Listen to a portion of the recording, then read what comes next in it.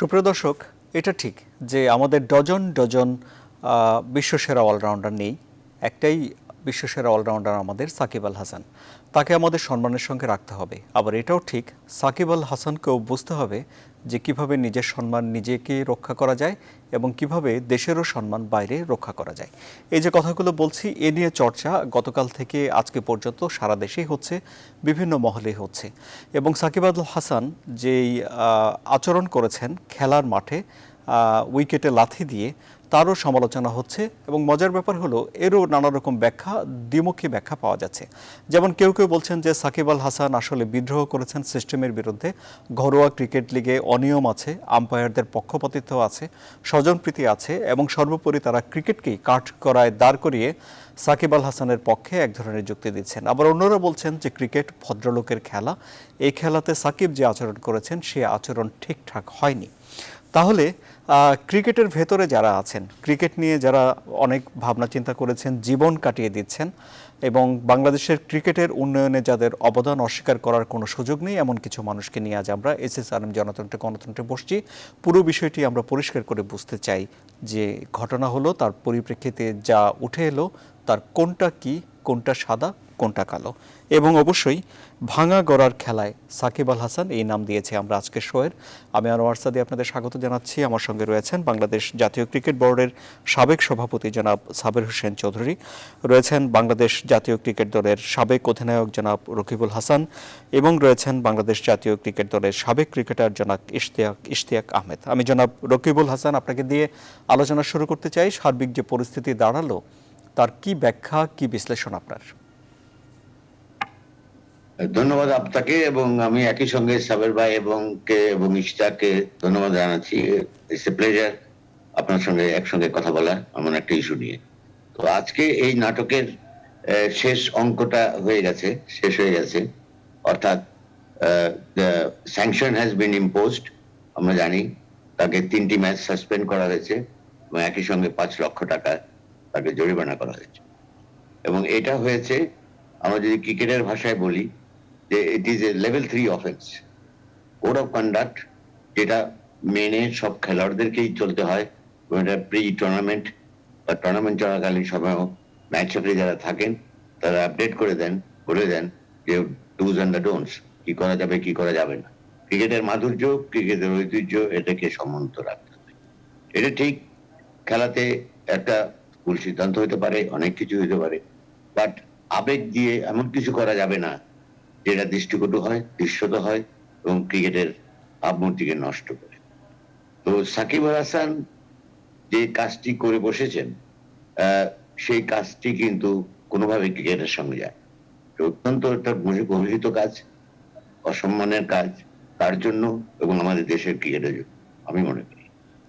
একই সঙ্গে কিন্তু কিন্তু জনাব রকিবুল হাসান, অনেকেই বলছেন যে সাকিবুল হাসান যে রাগ প্রকাশ করেছেন, সেই রাগ অনেক দিনের অনিয়ম এবং ক্রিকেটের ভেতরে ঘুণে ধরা যে ব্যবস্থা রয়েছে তার প্রতি রাগ। কিছু সাপোর্টার সাকিবও পাচ্ছে। আমরা পত্র পত্রিকায়, আপনারা মিডিয়া অনেক কিছু লিখেছেন, আমরা কিছু জানি, শুনি, অনেক কিছু হচ্ছে। বাট আমি যদি কোনো প্রতিবাদ করতে যাই, এটা খেলার মাঠে এইভাবে করাটা মনে হয় সমীচীন না। সেটার জন্য, কারণ সাকিব এর আগেও তিনি খেলোয়াড়দের নিয়ে একটা আন্দোলন করেছেন, বসেছেন, পরবর্তীতে কি হয়েছে ওটাও কিন্তু আমি মনে করি, আমি খেলোয়াড় হিসাবে বলতে পারি, একটা নোটিশ দেওয়া উচিত। জি, আমি আপনার কাছে আবার আসবো। ইশতিয়াক আহমেদ, তাহলে সাকিবের এই আচরণকে ঘিরে ক্রিকেটের আম্পায়ারদের আচরণ এবং ক্রিকেট ব্যবস্থাপনা যে প্রশ্নবিদ্ধ হয়ে উঠছে, তার কি ব্যাখ্যা আপনার কাছে আছে? দেখেন, আম্পায়ার্স আর হিউম্যান বিংস। আমাদের দেশে একটা ক্রিকেটের মেইন স্টেক হোল্ডার হলো প্লেয়ার্স, তারপরে যে স্টেক হোল্ডার সেটা হলো ম্যাচ অফিসিয়ালস, এবং তারপরে অর্গানাইজার্স, বোর্ড, অ্যাসোসিয়েশন, যাই বলি না কেন। তো এখানে প্রত্যেকে রেসপেক্ট করতে হবে, এটা ক্লিয়ারলি বলা থাকে। তো সেটা প্লেয়ারদের যেরকম তার নিজের প্লেয়ারদের রেসপেক্ট করতে হবে এবং ম্যাচ অফিসিয়ালদের রেসপেক্ট করতে হবে। আর এই ম্যাচের যে এটা নিয়ে আমরা কথা বলছি, সেটা কিন্তু এখানে কিন্তু ডিআরএস নাই, এটা কিন্তু টিভি ম্যাচ না। ডিআরএস থাকলে হয়তো থার্ড আম্পায়ার কাছে যেতে পারতেন, সাকিবও যেতে পারতেন যে আমি এটা রিভিউ করব, সেটার সুযোগ ছিল না। ওই সময় সে যেভাবে যে কাজটা করলেন, লাথি দিয়ে উইকেট ভেঙে ফেললেন, এবং পরবর্তীতেও আমরা দেখলাম যখন নাকি পিচ কাভার আনতে ছিল, সে আস্তে আস্তে হেঁটে এসে আব্বার সঙ্গে সামনেই স্টাম্প উঠিয়ে মাটিতে যেভাবে করলেন, এটা আমি মনে করি এটা ক্রিকেটের সঙ্গে যায় না। এবং সাকিবকে বুঝতে হবে যে আপনি প্রথমে প্রিএমএলে শুরুতেই বলেছেন যে বাংলাদেশের একজন আইকন। সাকিবের মতো খেলোয়াড় প্রতিদিন আসে না, প্রতি মাসে আসে না, এরা বছরে আসে না, এরা যুগে যুগে আসে। Is our icon, is our brand. এবং আমাদের দেশে সাকিব একজন রোল মডেল হয়ে থাকতে হবে, কারণ তাকে দেখে কিন্তু আগামী প্রজন্ম ক্রিকেটাররা শিখবে, এবং সেই জিনিসটা সাকিবকে মাথায় রাখতে হবে। জি। সে সেখান থেকে বিচ্যুত হয়ে গেছে আমি মনে করি। অনেক এটা ধন্যবাদ আপনাকে জনাব রকিবুল হাসান, আপনি আমাদের সঙ্গে থাকুন, আমি আপনার কাছে আবারও আসবো। জনাব ইশতিয়াক আহমেদ, তাহলে কে প্রশ্নবিদ্ধ হলো, সাকিব নাকি বাংলাদেশের ক্রিকেট? দুঃখজনক, আমি বলবো যে অবশ্যই বাংলাদেশ ক্রিকেট বোর্ড অবশ্যই প্রশ্নবিদ্ধ হলো, এই জন্য যে এই একটা ইস্যু কিন্তু যুগ যুগ ধরেই কিন্তু চলে আসছে, যে আমাদের এটা কেবলমাত্র সাকিবুল হাসান করেছে বলেই এটা এত আলোচিত, এত এটা এই পর্যায়ে এটাকে এটা নিয়ে কথা বলা হচ্ছে, হাইলাইটেড হয়েছে। এটা কিন্তু অনেক দিন ধরেই আগের থেকে, যে সময় আমরাও ক্রিকেট খেলতাম সেই সময় আমরা দেখেছি, কিন্তু কোন সময় কোন বোর্ড যে এটা এটা যে একটা ইস্যু এগেইনস্ট দ্য স্পিরিট, যে আমরা যেগুলো ঘটনা ঘটাই, আমরা সব সময় বলি ইটস আ জেন্টলম্যানস গেম। আমরা আজকে ক্রিকেট এত কমার্শিয়ালাইজড হয়ে গেছে, এত ফাইন্যান্সিয়াল স্টেক এখানে রয়েছে, তারপরেও আমরা যদি ইন্টারন্যাশনাল ক্রিকেট যদি ফলো করি, আমরা কমেন্টেটরস বলেন এবং বিশ্বমানের সব খ্যাতিমান প্লেয়ারদের যারা এখন কমেন্টেটর, তারাও কিন্তু এক বাক্যে বলেন যে it is a gentleman's game and nobody is greater than the game. এই জিনিসটা আমরা এখানে কতখানি এটাকে উপলব্ধি করতে পেরেছি, এটা আমার কাছে একটা বড় একটা একটা প্রশ্ন, যে যারা ক্রিকেট অ্যাডমিনিস্ট্রেশনে আছেন, আর শুধু আজকের না, আমি সব সময়কার জন্য আমার মনে হচ্ছে এই একটা ইস্যু খুবই খুবই নেগলেক্টেড এবং ওভারলুক, যে কারণে আমিও মনে করি যে cricket has never been conducted fairly, এবং এটাতে ভুক্তভোগী কারা? আম্পায়ার্স, আনফরচুনেটলি আম্পায়ার্স, এবং আম্পায়ার্সরাও কিন্তু they are not always innocent, এবং তারাও কিন্তু এখানে I am saying it as a player, I know it, যেজন্য আমি মনে করি আমি বলার মতো অবস্থায় আছি যে অনেক সময় আম্পায়ার ইচ্ছাকৃত ভুল করেছে। কিন্তু আবার যদি আপনি if you talk about being fair, তাদের দিকে যদি আমরা তাকাই, আমরা বলবো যে তারাও বাধ্য হয়ে অনেক সময় তাদেরকে ভুল সিদ্ধান্ত নিতে হয়েছে। কেন? বিকজ বিশেষ করে এই যেগুলা সকার বেস টিম, আবাহনী, মোহামেডান, এদের খেলা পরিচালনা করতে গেলে আমার মনে হয় যে তার নিশ্চয়ই umpires go through sleepless nights, এবং তারাও যে প্রভাবিত হন এ ব্যাপারে আমার কোনো সন্দেহ নেই, এইগুলোর প্রমাণ রয়েছে। So you can't also blame them. আমরা সিস্টেমটাই এরকম যে আমরা খেলা সুষ্ঠুভাবে পরিচালনা করার মতো এখনো পরিবেশটা সৃষ্টি করতে পারিনি। আমরা আজকে যখন নন টেস্ট প্লেইং নেশন ছিলাম তখন যে এরকম অবস্থা, আজকে আমরা টেস্ট প্লেইং নেশন, আমরা এখনো সেই অবস্থায় দেখছি।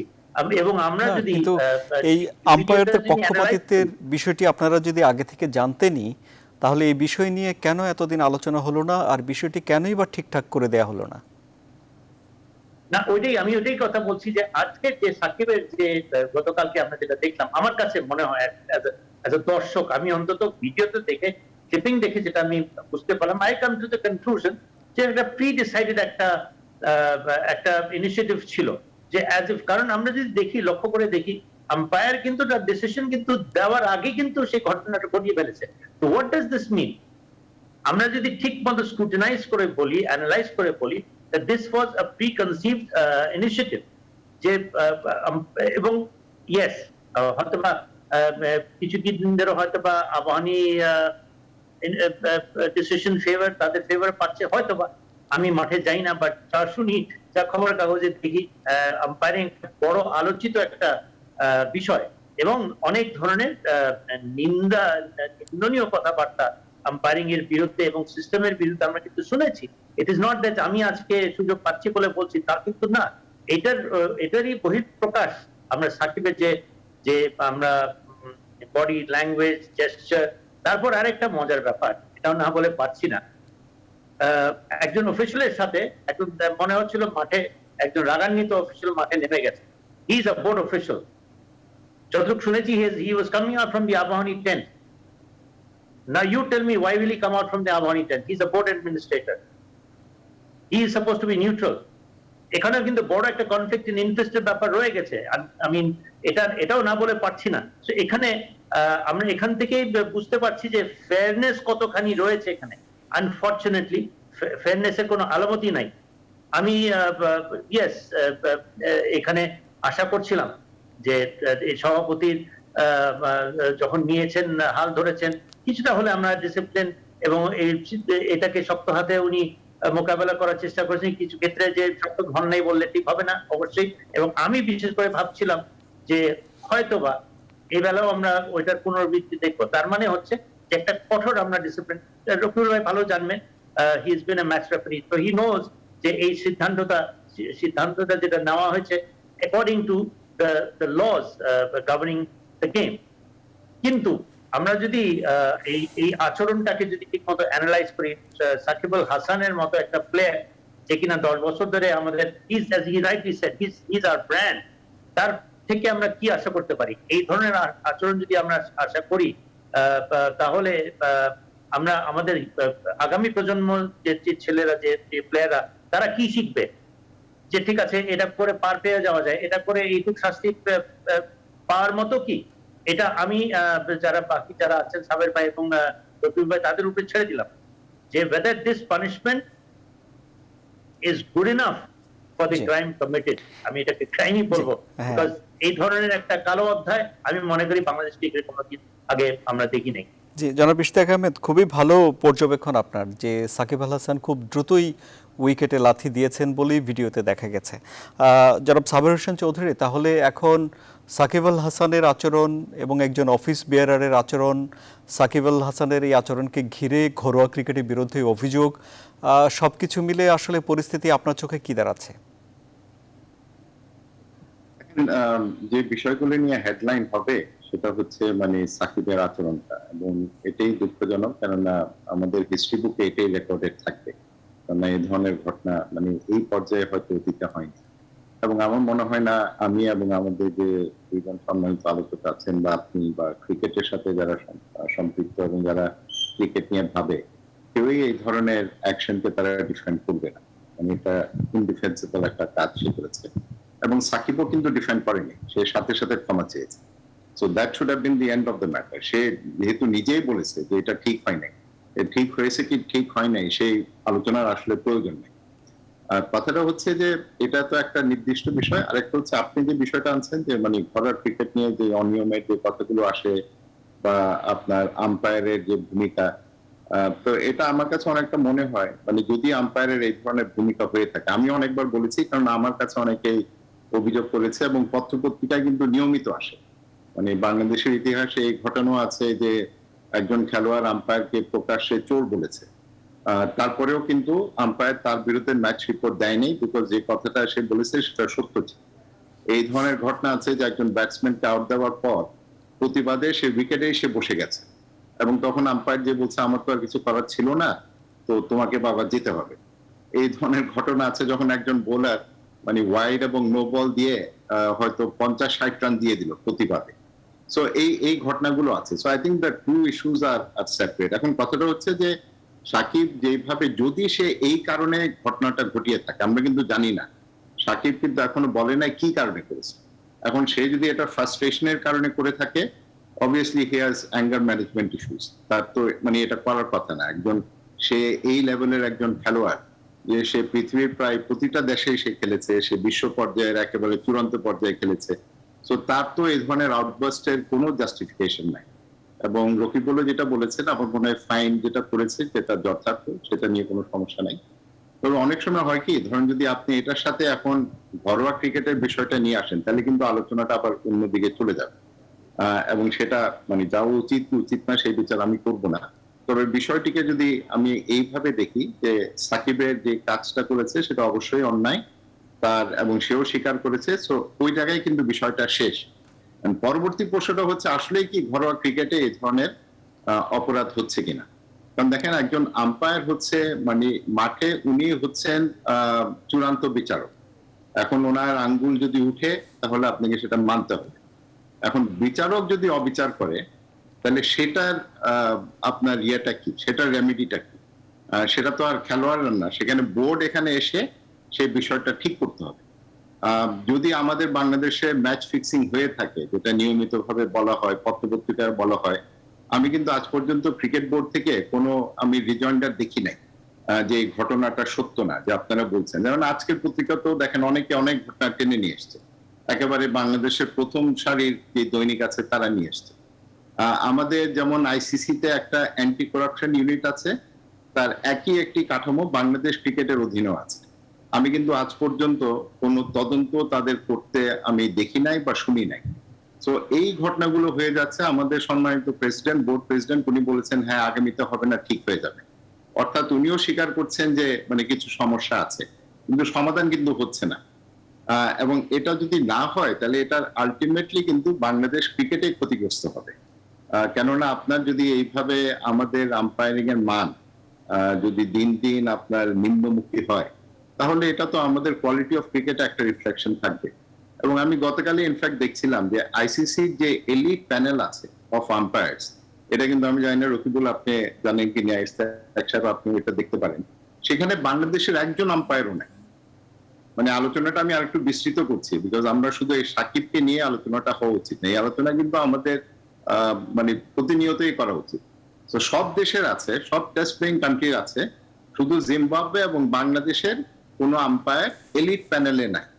মানে এটা কেন হচ্ছে তাহলে? মানে এখানে এটা কি কোনো ইঙ্গিত যে এখানে মানে আমাদের যে আম্পায়ারিং এর মান সেটা যেটা হওয়া উচিত সেটা হচ্ছে না?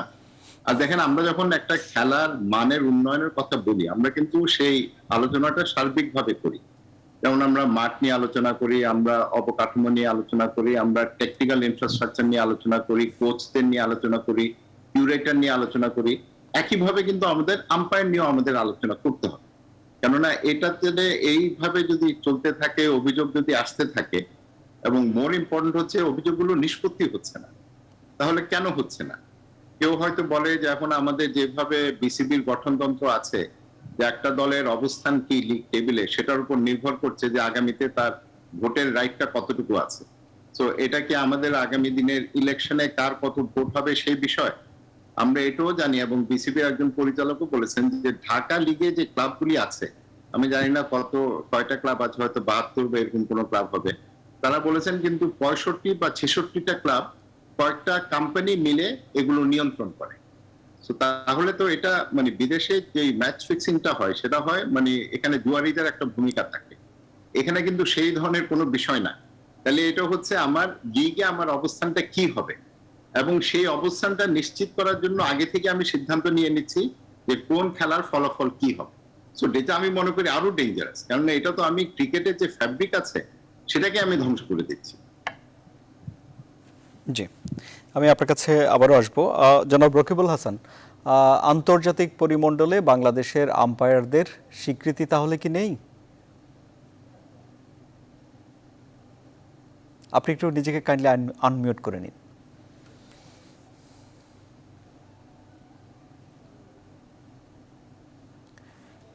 জি জনাব রকিবুল হাসান, আপনাকে শুনতে পাচ্ছি না, আপনি একটু নিজেকে আগে আনমিউট করুন।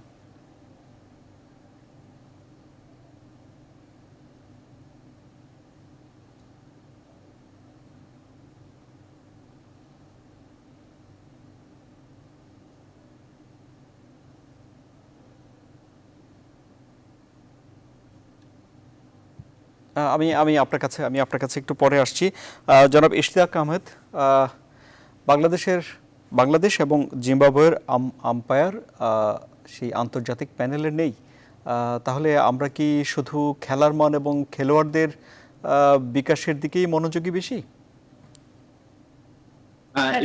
বলার আগে আমি একটু ক্লারিফাই করি, আমি যেটা বলেছি এলিট প্যানেলে নেই, আইসিসির কিন্তু কয়েক ধাপে আছে। মানে একটা আছে যারা সাধারণ আম্পায়ার, আর একটা আছে এলিট প্যানেল।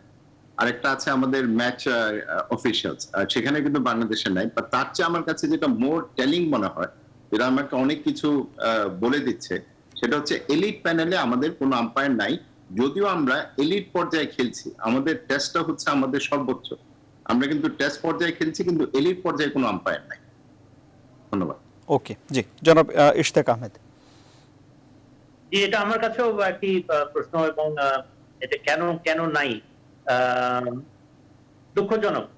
নিশ্চয়ই আমরা এখানে যেটা স্যার ভাই যেটা বললেন, যে আমরা বিভিন্ন এরিয়াতে বিভিন্ন অ্যাসপেক্টস আমরা ফোকাস করেছি।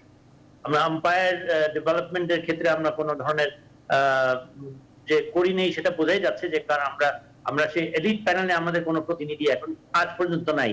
আমরা আজকে প্রায় 20 বছর হলো আমরা টেস্ট ম্যাচ খেলছি, কিন্তু না হওয়ার কারণটা কি হতে পারে? এমন হতে পারে যে ডোমেস্টিক ক্রিকেটটা যারা পরিচালনা করছেন তারা হয়তো বা ওই ধরনের কোনো স্ট্যান্ডার্ড সেট করেনি। এবং আরেকটা হচ্ছে যে ইন্টারন্যাশনাল ম্যাচেস যেটা হয়, সেটা প্রতিটা ম্যাচের পরে আম্পায়ারদের একটা রিপোর্ট দিতে হয়। এটা আমার মনে হয় এই প্রশ্নের উত্তর রফিকুল ভাই would have been appropriate, but তারপরেও আমি আমার যতটুকু আমি বুঝি ব্যাপারটা, সিস্টেম সম্বন্ধে যতটুকু আমি বোঝার চেষ্টা করেছি, যে এখানে যারা রিপোর্ট দেওয়া হয়, সেই রিপোর্টটাকেও অ্যাসেস করা হয় একটা আম্পায়ারের ক্রাইটেরিয়ান, ক্রেডিবিলিটি এবং তার পোটেনশিয়াল সম্বন্ধে। সেখানে কিন্তু প্রতীয়মান যে আমি কি রিপোর্টটা দিচ্ছি। তো অনেক কিছুর উপরে আমার মনে হয় অ্যানালাইজ করে দেখা গেছে, দেখে অথবা মনে করেছে আইসিসি যারা যারা এটাকে অ্যানালাইজ করেন এবং যারা অথরিটি, তারা হয়তোবা দেখেন যে we fall short of that standard, আমার মনে হয়। আদারওয়াইজ কোনো কারণ কিন্তু নাই। এবং যেভাবে পরিচালিত হয়েছে এতদিন ধরে বাংলাদেশের domestic cricket, this is from where we are suppose to pick up the umpires. International ম্যাচে যেটা যেটা যেটা হয়, যেটা বললাম, যে রিপোর্ট সাবমিট করার পরে সেখান থেকে আমার মনে হয় একটা বেরিয়ে আসে the credibility and the potential of an umpire. তো হয়তোবা as I said, we probably fall short or have fallen short of the standards required to reach that level. জি, জনাব রকিবুল হাসান, আপনি কি আমাকে শুনতে পাচ্ছেন এখন?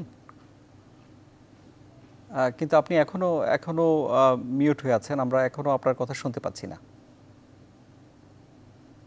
জি, আপনার কাছে আমার প্রশ্ন হলো যে আন্তর্জাতিক ক্রিকেটে ভালো করার জন্য, বিশেষ করে এমন আরও কয়েকজন সাকিব পাওয়ার জন্যে, আমাদের ঘরোয়া ক্রিকেট কি যথেষ্ট পরিমাণে প্রস্তুতি বা মনোযোগ পাচ্ছে কি না?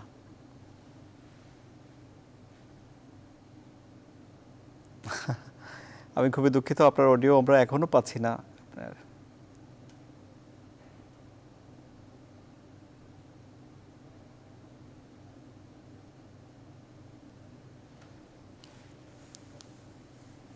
আমি বরং একটা বিরতি নেই, এই বিরতির মাঝে আমরা যান্ত্রিক ত্রুটি সারিয়ে আবারও ঠিকঠাক হয়ে ফিরছি।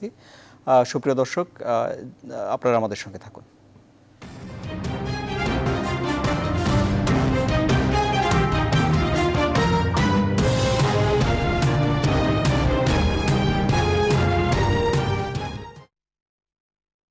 আবারও স্বাগত আপনাদের SSRM গণতন্ত্রে। কিছু ডেভেলপমেন্ট আছে, যেমন সাকিবের 3 ম্যাচ নিষেধাজ্ঞা ও 5 লাখ টাকার যে জরিমানা, আপনারা এরই মধ্যে জেনে গেছেন যে সাকিব আল হাসান এই সাজা মেনে নিয়েছেন। ক্রিকেটের ভাষায় এটিকে আচরণবিধির লেভেল 3 ভঙ্গের 2টি অভিযোগ বলা হচ্ছে। এবং এই যে ঘটনা ঘটল, এটি কেন, তার কারণ খুঁজে বের করার জন্য কাজী ইনাম আহমেদ, জালাল ইউনুস, নাইমুর রহমান দুর্জয়, শেখ সোহেল ও রকিবুল হাসানকে নিয়ে একটি কমিটি গঠন করেছে বিসিবি সভাপতি নাজমুল হাসান পাপন। আগামী 2 দিন সকল ক্লাবের সঙ্গে বসে এই কমিটি পক্ষপাতী আম্পায়ারিং বা অন্য কোনো কিছু নিয়ে তাদের কোনো অভিযোগ আছে কিনা তা জানবেন। এবং মঙ্গলবার বোর্ডে একটি মিটিং বসবে, সেখানে পক্ষপাত দুষ্ট আম্পায়ারিং ও ঘরোয়া ক্রিকেটের অবকাঠামো নিয়ে আলোচনা হবে। এসব তথ্য কাজী ইনাম আহমেদ, তিনি সিসিডিএম এর চেয়ারম্যান, জানিয়েছেন গণমাধ্যমকে। যে ব্রিফিংয়ে তিনি এইসব তথ্য জানিয়েছেন তা এক ঝলক আমরা একটু দেখে নিই। দুইটা অফেন্সের জন্য লেভেল 3, যেটা আমাদের এখানে লেভেল 1, লেভেল 2, লেভেল 3 থাকে, দুইটা লেভেল 3 তার এগেনস্টে যেটা স্যাংশন হয়েছে, সেই অনুযায়ী টোটাল তার এগেনস্টে বেসিক্যালি ম্যাচ সাসপেনশন 3টা ম্যাচ, এবং তার ফাইন করা হয়েছে 5 লক্ষ টাকা। এবং এই স্যাংশনে তার কাছে পাঠানো হয়েছে, সেটা অ্যাকসেপ্ট করে সেটা কিন্তু সাইন করে রিপোর্ট পাঠিয়ে দিয়েছে। যদি সেটা না করতো তাহলে হিয়ারিং হতো, এখানে এখানে কোনো হিয়ারিং কিন্তু হচ্ছে না। বোর্ড প্রেসিডেন্ট আমাদেরকে ডেকেছিলেন, আমি এবং জালানিস ভাই বোর্ড প্রেসিডেন্টের সাথে কথা বলেছি। 3 দিন পর আমাদের বোর্ড মিটিং আছে, উনি তার আগে বলেছেন একটা ইনভেস্টিগেশন করার জন্য। আমরা একটা কমিটি উনি করে দিয়েছেন, সেই কমিটিতে আমি কাজী নাম আহমেদ আমি আছি, জালাল ইউনুস ভাই আছেন, নাইমুর রহমান দুর্জয় আছেন, শেখ সোহেল ভাই ডিরেক্টর উনি আছেন, এবং আমাদের chief match referee Rakibul Hasan থাকবেন। আমরা সকল ক্লাবের ম্যানেজার এবং ক্যাপ্টেনদের সাথে আমরা বসবো আগামী 2 দিনের মধ্যে, এবং আমরা তাদের সাথে আলাপ করব যদি তাদের এই ঢাকা প্রিমিয়ার লিগের খেলার কোনো ইনসিডেন্টস নিয়ে, কোনো ইস্যু নিয়ে, যে কোনো ডিসিশনস নিয়ে তাদের কোনো যদি অবজেকশন থাকে, কোনো পয়েন্টস থাকে, আমরা সেটা শুনবো। জি, জনাব রকিবুল হাসান, সাজা দেয়া এবং মেনে নেয়া এর মাধ্যমে অফিসিয়ালি আনুষ্ঠানিকভাবে সাকিবের যে কর্মকাণ্ড তার জবনিকা টানলো, যদিও এর রেশ আগামীতে থাকবে কিনা আমি জানি না। কিন্তু যে বিষয়টি এখন বোর্ড সামনে নিয়ে আসছে সেটি হলো পক্ষপাত দুষ্ট আম্পায়ারিং। কি বলবেন আপনি?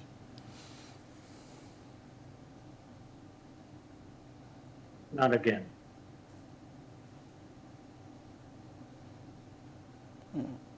না, আবারও শুনতে পাচ্ছেন আপনি, আবারও।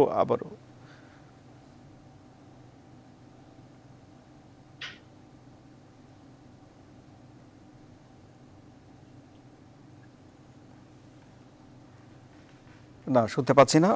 জনাব রকিবুল হাসান, আমি কিছুক্ষণ পরে আপনার কাছে আসি। আমি বরং জনাব সাবের হোসেন চৌধুরীর কথা শুনি। একটি কমিটি গঠন হলো এই সপ্তাহ, আপনি জানলেনই, এবং যে প্রশ্নটি বিরতির আগেও জানতে চেয়েছিলাম যে আন্তর্জাতিক খেলায় ভালো করতে ঘরোয়া খেলা মনোযোগ পাচ্ছে কিনা, দুটো বিষয় আপনার কাছে, জনাব সাবের হোসেন চৌধুরী। ধন্যবাদ আপনাকে।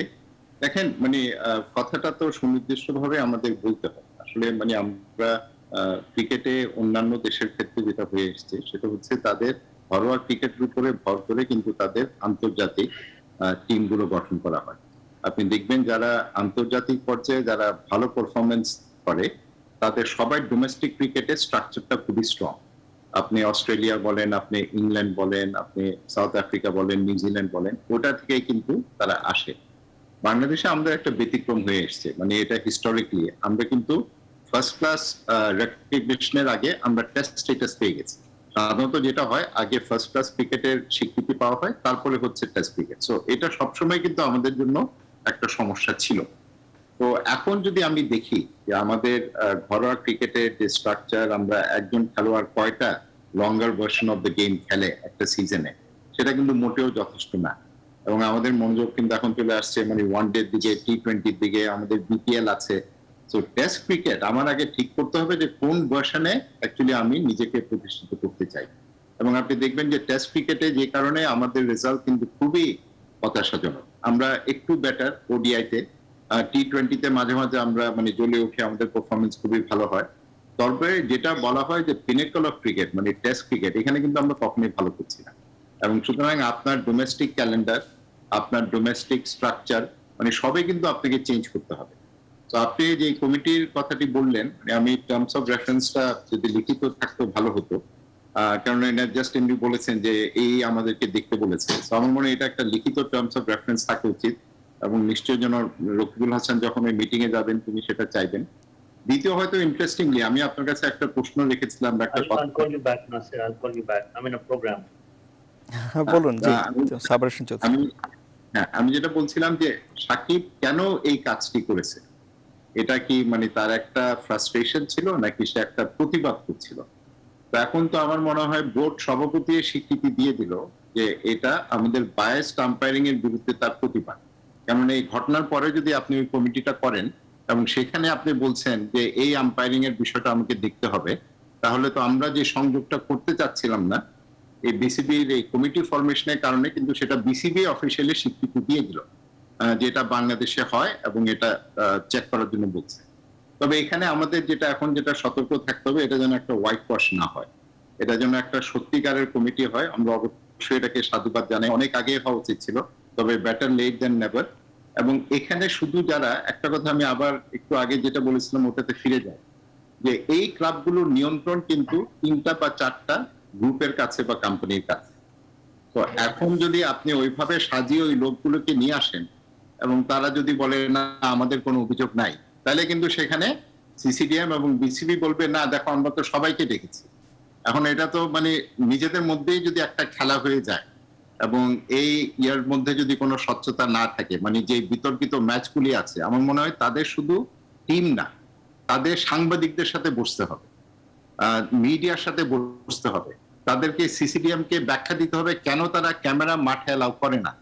কেননা আমার জানা মতে একটা ঘটনা ঘটেছিল, যেটা আমি বললাম আগে, মানে বিরতির আগে বলেছিলাম, যে খেলোয়াড়রা প্রকাশ্যে আম্পায়ারকে চোর বলেছে, যে তুমি চুরি করো, তুমি পয়সা খেয়ে এই কাজগুলি করো। সেটা যখন সোশ্যাল মিডিয়াতে ভাইরাল হলো, তারপরে বলে দিল যে এখানে কোনো ক্যামেরা থাকবে। কেন ক্যামেরা থাকবে না? আজকাল তো আমরা ক্রিকেটের বাণিজ্যিকরণের কথা বলি, কমার্শিয়ালাইজেশনের কথা বলি, মানে এখান দিয়েও তো আপনার অনেক রেভিনিউ ক্রিকেট বোর্ড পেতে পারে। মানে আমরা কি লুকাতে চাচ্ছি ক্যামেরা এলাও না করে? তো এখানে that has to be total transparency. আপনি মিডিয়ার সাথে কথা বলেন, অন্যান্য যারা এই বিষয়গুলি নিয়ে মন্তব্য করে তাদের সাথে কথা বলেন, আর শুধু যারা এই ক্লাবগুলো নিয়ন্ত্রণ করে, তাহলে তো নিজেদের মধ্যে একটা মানে ভালো একটা লাঞ্চ হবে বা ডিনার হবে, সবাই বলবে সব ঠিক আছে, things are back to normal, business as usual. সেটা যেন না হয়। এবং সেটা আমি আশা করি রকিবুল হাসান যেটা বলেছেন, যিনি সবসময় উনি যেটা ফিল করেন উনি বলেন সাহসের সাথে, আমি আশা করব উনি সেই সাহসের পরিচয় দিবেন। অতীতে অনেকবার দিয়েছেন বাংলাদেশ ক্রিকেটের জন্য, এবং আগে যখন আমরা পূর্ব পাকিস্তান ছিলাম যখন উনি ব্যাট করতে যেতেন। তবে এটা ওনার সবচেয়ে গুরুত্বপূর্ণ ইনিংস, এবং আমি আশা করব উনি আমাদেরকে হতাশ করবেন। অনেক ধন্যবাদ আপনাকে জনাব রকিবুল হাসান। আপনি সবচেয়ে গুরুত্বপূর্ণ ইনিংসে নামছেন, কি বলবেন? আপনার অডিও এখনো শুনতে পাচ্ছি না আমরা।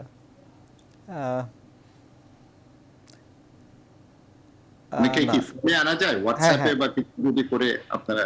না, আপনি বরং আপনি লিভ নিয়ে আবার আপনি জয়েন করুন, আমরা জনাব ইশতিয়াক আহমেদের মন্তব্য শুনি। তাহলে বোর্ড যেভাবে এগোচ্ছে ঘটনার পরম্পরায়, বোর্ড কি ঠিকঠাক ভাবে এগোচ্ছে, কি মনে হয় আপনার? উদ্যোক্তাটা অবশ্যই প্রশংসনীয়। এখন আমরা চাইবো যে উইদিন দি কমিটি ফেয়ারলি, আমি একটা জিনিস, একটা শব্দ আমি বারে বারে উল্লেখ করছি, ফেয়ারনেস। এবং যদি ওদের ইন্টেনশনটা যদি থাকে যে আমরা গোড়ার থেকে এটাকে সমস্যাটা সমাধান, সমস্যাটা কোথায় আগে ফার্স্টে চিহ্নিত করতে হবে যে সমস্যাটা কোথায়।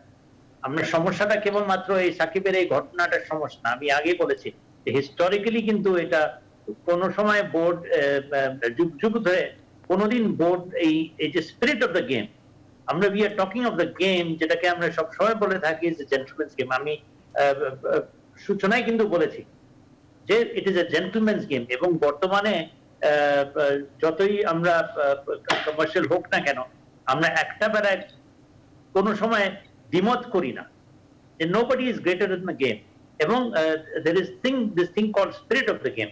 তো সেটা বজায় কিন্তু রাখতে হবে, আমাদেরকে সব বুঝতে হবে যে what is the spirit of the game. আমরা যদি না বুঝি, আমরা কেবলমাত্র একটা খেলা চালাচ্ছি, একটা সমস্যা একটা হয়েছে এটার আমরা, but where is the problem? The problem is আমরা we have not realised in the real sense what it means by spirit of the game. Unfortunately এটাই যদি হতো তাহলে কিন্তু আমরা আজকে এই পর্যায়ে কিন্তু আসতাম না। জি। এবং এটা আমরা আমার মনে হয় যে এটাই যে কঠোর একটা পদক্ষেপ নিয়ে যদি আমরা এটাকে সুরাহা করতাম, তাহলে বুঝতাম যে না ঠিক আছে, আমরা I think we are getting there. অনেক ধন্যবাদ জনাব ইশতিয়াক আহমেদ। আমরা অনুষ্ঠানের শেষ দিকে আছি, আমাদের হাতে আর 1 মিনিট সময় আছে। জনাব রাকিবুল হাসান, শেষ মিনিটে আপনার শেষ কথাগুলো শুনি। এখন শুনতে পান? জি, শুনতে পাচ্ছি। আপনার জন্য আর 1 মিনিট সময় আছে, তারপর আমরা অনুষ্ঠান শেষ করব। আপনার শেষ কথাগুলো শুনি। আমি ধন্যবাদ আপনাকে, এবং আমি সাবের ভাই এবং ইশতিয়াক তারা চমৎকার ভাবে বলেছেন। আমি জাস্ট টাচ করে যাই যে জিনিসগুলো, যে এখানে যে আম্পায়ারিং এ নিয়ে যে কথাগুলো, এগুলো আমি অনেক দিন থেকে শুনছি। এখান থেকে কিভাবে আমরা বেরোতে পারি। ক্যামেরা ইয়েস, এটা থাকতে হবে। যদিও এই টুর্নামেন্টটা কিন্তু স্ট্রিমিং করা হচ্ছে, মানুষ ফেসবুকে দেখতে পাচ্ছে, বাট ওইভাবে নাই। বাট আমরা এত কোটি, আমি ফিল করি আমরা এত টাকা স্পেন্ড করি, আমরা কেন একটা এই যেরকম আমাদের যে দেশীয় যে সমস্ত চ্যানেলগুলো আছে তাদের সঙ্গে একটা এগ্রিমেন্টে যে আমরা domestic cricket, it is a list A খেলা। আমি ফিল করি লিস্ট এ খেলার ইম্পর্টেন্ট খেলাগুলোকে আমাদের লাইভ দেখানো উচিত। আমরা স্পন্সর আমাদের চেষ্টা করলে আমরা পেতে পারি, তাহলে আমরা সব দেখতে পাবো, তখন আশ্বস্ত হবে, রেফারেল থাকবে, আম্পায়ার যদি মনে করি করে। আর সবচেয়ে বড় জিনিস হলো আম্পায়ারদের কনফিডেন্সটা দিতে হয়, এই কনফিডেন্সটা দেবেও আম্পায়ার্স কমিটির থেকে। এবং তারপরেও এবং যে আমাদের যে পাথওয়ে, আমি খুব দুঃখের সঙ্গে বলতে চাই আজকে যে আমাদের পাথওয়ে তৈরি হয়নি ঠিক মতো। আজকে যে আইসিসি এলিট প্যানেল নিয়ে আমরা কথা বললাম, একপত্র সৈকত, শরফুদ্দৌলা সৈকত খুব কাছাকাছি চলে আসছেন তার মেধা দিয়ে, তার সবকিছু। কেন একটা ইন্টারন্যাশনাল এলিট প্যানেলে যেতে হলে আমরা অনেক একদম কিছু লাগে, শেষ দিকে অথরিটি লাগে, তার তার কথা বলার, তার অনেক কিছু লাগে, এবং এদেরকে ইন্টারভিউ করে। এবং ইশতিয়াক খুব রাইটলি বলেছেন যে প্রত্যেকটা ইন্টারন্যাশনাল ম্যাচ রেফারি যারা আছেন তারা কিন্তু রিপোর্ট করেন এবং খেলাধুলো জনাব রকিবুল হাসান, দুবাইতে বসে। আমি খুবই দুঃখিত, আমাদের হাতে আর সময় নেই। অনেক ধন্যবাদ আপনাদের সবাইকে। ক্রিকেট এদেশে মানুষের ভালোবাসার জায়গায় আছে, এই ভালোবাসার ব্যবস্থাপনা যেন ঠিকঠাক হয়, এটি প্রত্যাশা থাকবে। আরও খবর ও বিশ্লেষণ জানতে আপনারা ভিজিট করুন www.news24bd.tv। সবাইকে ধন্যবাদ।